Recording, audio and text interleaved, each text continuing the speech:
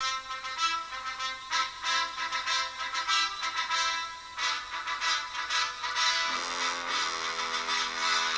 loi des cosinus.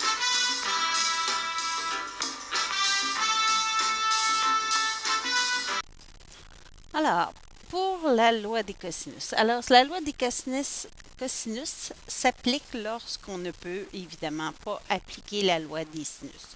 Alors, si nous regardons ici dans notre exemple, nous avons un angle, mais nous n'avons pas son côté opposé.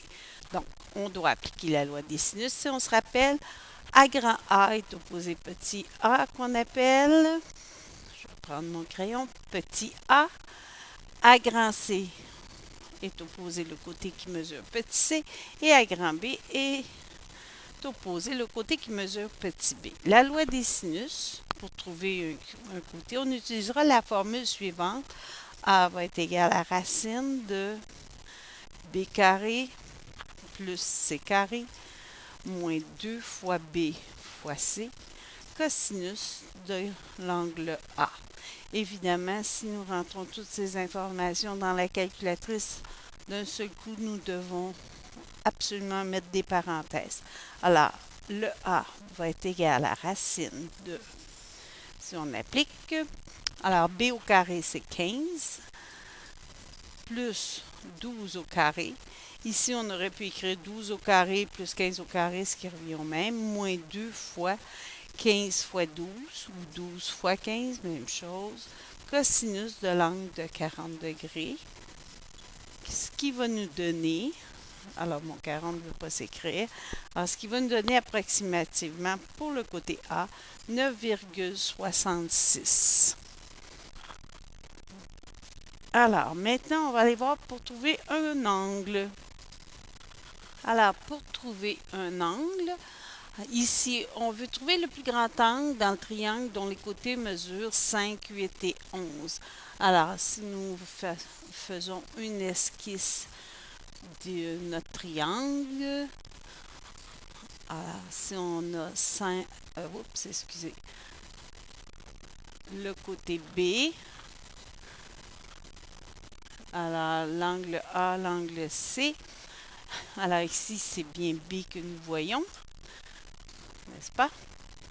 Alors, l'angle B. Alors, ce qu'on cherche, c'est effectivement l'angle B. Alors, l'angle B dans notre triangle, parce que au plus grand angle est opposé le plus grand côté. Donc, l'angle B va être donné par la formule qui est la même que la formule précédente où on a isolé l'angle B. Ça va être cosinus moins 1 de B au carré moins A au carré moins C au carré. Tout ça divisé par moins 2 fois A fois C. Évidemment, là aussi, dans ce cas-ci, nous devons mettre des parenthèses. Alors, si on regarde, l'angle B va être égal au cosinus moins 1 de B au carré. On part avec toujours avec le côté de l'angle qu'on cherche, moins les deux autres côtés au carré. Donc, moins 5 au carré, moins 8 au carré. Tout ça divisé par moins 2 fois A fois C, donc les deux côtés qu'on a soustraits. Évidemment, la soustraction de A au carré moins C carré ou C carré moins A carré, ça revient au même.